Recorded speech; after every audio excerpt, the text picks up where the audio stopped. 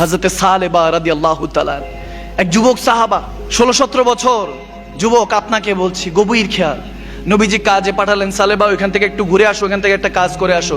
উনি যাওয়ার পরে আর আসে না। নবীজি খেয়াল করলেন 1-2 দিন হয়েছে সালেবাকে দেখা যাচ্ছে না, ব্যাপার কি? হযরতে শের খুদা আলী আর হযরত ওমরকে পাঠালেন, যাও তো সালেবাকে খুঁজে নিয়ে আসো, কই গেল? এখন বিষয়টা হলো হযরতে সালেবা রাদিয়াল্লাহু তাআলা তিনি যখন আমার নবীর হুকুমে একটা কাজে যাচ্ছিলেন, তখন হঠাৎ করে ওই সময় একটা নারী, একটা যুবতী গোসল করছিল, শাওয়ার করছিল। যাওয়ার সময় যখন যাচ্ছে, আরবের দমকা হাওয়া আসার কারণে কাপড়টা সরে যায়, ঢেকে যেখানে গোসল করছে হামামখানা, এখন তো বাথরুম চলে আসছে, ওয়াশরুম, তখন তার এত বেটার ভালো পজিশন ছিল না, পর্দা দেওয়া ছিল, পর্দা হাওয়ার কারণে একটু সরে গেছে। হযরতে সালেবা চোখ দিয়ে দেখে ফেলছেন, তাও কি একবারে বেশি, 2 বার দেখেন নাই, একটা পলক দেখে চোখকে হেফাজত করছেন। দেখার পরে ওই যে কাজে গিয়েছেন, হঠাৎ তার মধ্যে এই অনুশোচনা কাজ করা শুরু করলো যে আমি তো জেনা করে ফেলেছি, আমি তো চোখ দিয়ে গুনাহ দেখে ফেলেছি। আর দেখেন আমরা এখন ভালো কিছু দেখতেছি, স্ক্রল করতেছি, দেখেন স্ক্রল করতেছি, রিলস ওই কি কি আছে এগুলো যখন দেখবেন, ভালো 10টা দেখলো, খারাপ দেখবেন 15টা আসছে। আমার কথা বুঝবেন যুবক, আমার মুসলমানদের উদ্দেশ্যে বলা, ঈমান ধ্বংস করে দিচ্ছে আমাদের। চোখকে হেফাজত করুন। আমার কাছে অসংখ্য মেসেজ আসে, হুজুর কিভাবে ঈমানকে হেফাজত করব? আমলে মন বসে না, বসবি কিভাবে?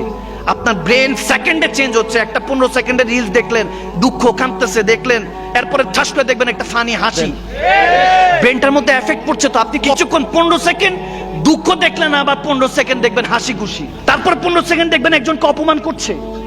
এগুলো কিন্তু আপনি প্রতি মুহূর্ত দেখছেন। আপনাকে বুঝতে হবে আমি যেটা বলতেছি। হযরত সালেবা রাদিয়াল্লাহু তাআলা 1 সেকেন্ড একটা পলক জাস্ট দেখছেন, হয়তোবা পর্দা সরে গেছে, গোসল করছিলেন ওই নারী, সরে গেছে, উনি 1 সেকেন্ড দেখে চোখকে হেফাজত করছেন, কিন্তু মনের মধ্যে অনুশোচনা, আমি দয়াল নবীর উম্মত, কি উত্তর দিব আল্লাহর কাছে? কি উত্তর দিব? আমার নামে কি আয়াত নাজিল হয়ে যায় কিনা যে সালেবা কাফের হয়ে গিয়েছে? চোখে মুখের মধ্যে ভয়, অন্তরের মধ্যে ভয়, নবীকে চেহারা কিভাবে দেখাবো? আমাদের কত দেখাতে হবে কবরে গেলে এই চেহারাটা। নবীজি তো এই চেহারা দেখবেন। যদি নবীজি বলেন লাদ্রি চিনি নেই উম্মতকে, কাফের, মুশরিক, সে বেঈমান, সে কাযযাব, সে জিনাখোর, কি উত্তর দিবেন? নবীজি যদি আপনাকে না চিনে, কবর যার শেষ হয়ে গেল, তার আবার হাসর কি? সে তো ওখান থেকে ফিনারে জাহান্নামা খালিদিনা, চিরস্থায়ী জাহান্নাম তো সেখান থেকেই। নবী যদি চিনে যে এই উম্মতকে আমি চিনি, সেই তো জান্নাতে নবীজির সুপারিশ প্রাপ্ত হবেন। ভাইরা আমার, যখন সালেবা রাদিয়াল্লাহু তাআলা, বুখারী শরীফে হাদিস বলছি, চোখের কান্নায় যখন তিনি ভেঙে পড়লেন, আড়ালে চলে গেলেন আমার নবীর হুকুমে। হযরত আলী, হযরত ওমর যখন খুঁজতে গেলেন, খুঁজে দেখতেছেন হযরত সালেবা কাঁদতে কাঁদতে 2-3 দিনে না খেয়ে এরকম পাতলা রোগা হয়ে গেছে, কাঁদতেছেন, কান্না কোনো স্টপ, নন স্টপ কান্না করছেন। হযরত ওমর জিজ্ঞেস করলেন ধরে সালেবাকে, সালেবা কি হয়েছে? হোয়াট হ্যাপেন, কি হয়েছে? বলে, ইয়া ওমর, আমার উপর মনে আয়াত নাজিল হয়ে গেছে না, আল্লাহ মনে হয় জিবরিল আমিনকে পাঠাই দিয়েছে যে সালেবা তো কাফের হয়ে গেছে, গুনাহগার হয়ে গেছে, জাহান্নামী হয়ে গেছে। কাঁদতেছেন হযরত ওমর, হযরত আলী বলেন কি হয়েছে, কি সমস্যা কি? তখন তিনি একটু খুলে বলেন, বলে তোমাকে নবীজি ডেকেছেন যাওয়ার জন্য। তিনি বলতেছেন আমি চেহারা কেমনে নবীকে দেখাবো? কিভাবে দেখাবো? যে চোখ দিয়ে নবীকে দেখি, সে চোখ দিয়ে আমি জেনা দেখে ফেলেছি, জেনা করে ফেলেছি। একটাবার চিন্তা করুন যুবক, এই চোখ দিয়ে কত গুনাহ করি, এই জুবান দিয়ে কত মুনাফিকি কথাবার্তা বের হয়ে যায়। আপনার অন্তরে যদি একজন ব্যক্তির জন্য ঘৃণা থাকে, মনে রাখবেন আপনার ওই অন্তরে নবী আসবে না, নবীকে কখনো দেখবেন না। এটা হাকিকত। এই হৃদয় পাক, হৃদয়ে পাক পাঞ্জাতান, আমার পাক দয়াল নবী আসেন। হৃদয় যতক্ষণ পর্যন্ত সাফ না হবে, ততক্ষণ পর্যন্ত নবীকে দেখবেন না। আর নবী যদি না দেখেন, খোদার কসম কোনো আমল গ্যারান্টি দিতে পারবে না আপনার জান্নাতের।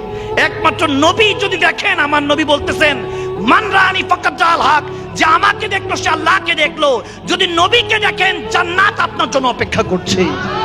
হযরত সালেবা রাদিয়াল্লাহু তাআলা কে যখন হযরত ওমর আর মাওলা আলী নিয়ে গেলেন নবীজির কাছে, যেতে যেতে তেনার মৃত্যু সজ্জায় গুনার কথা ভাবতে ভাবতে তেনার অসুস্থতা মৃত্যুর কাছাকাছি নিয়ে গেলেন।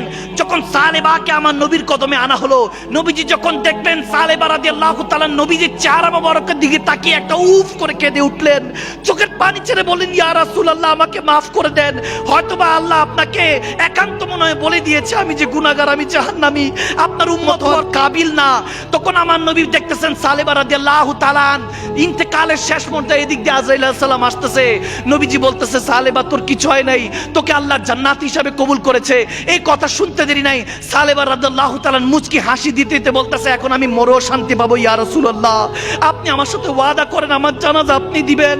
নবীজি বলতেছে, সালেবা যে চোখের হেফাজত করেছে, যে চোখ দিয়ে আমি নবী মুস্তাফাকে দেখবে এবং আল্লাহকে দেখবে ভেবে এই প্রেম এই ভালোবাসা দেওয়ার জন্য যে জীবন উৎসর্গ করে দিয়েছে, সালেবা টেনশন করিস না, তোর জানাজা আমি দিব, তোর কবরে আমি আসবো, হাসরে আমি শাফাত করে তোকে আমার সাথে জান্নাতে নিয়ে যাব। সুবহানাল্লাহ। This is the gift from রাসূলুল্লাহ সাল্লাল্লাহু তাআলা সাল্লাম। এটা হলো গিফট আপনার জন্য। সজীবতা ও স্নিগ্ধতায় নিজেকে ডুবিয়ে রাখুন সব সময় ইব্রুনের প্রিমিয়াম এবং কোয়ালিটিফুল আতরের সাথে। অর্ডার করতে এখনই ভিজিট করুন www.ibrun.com।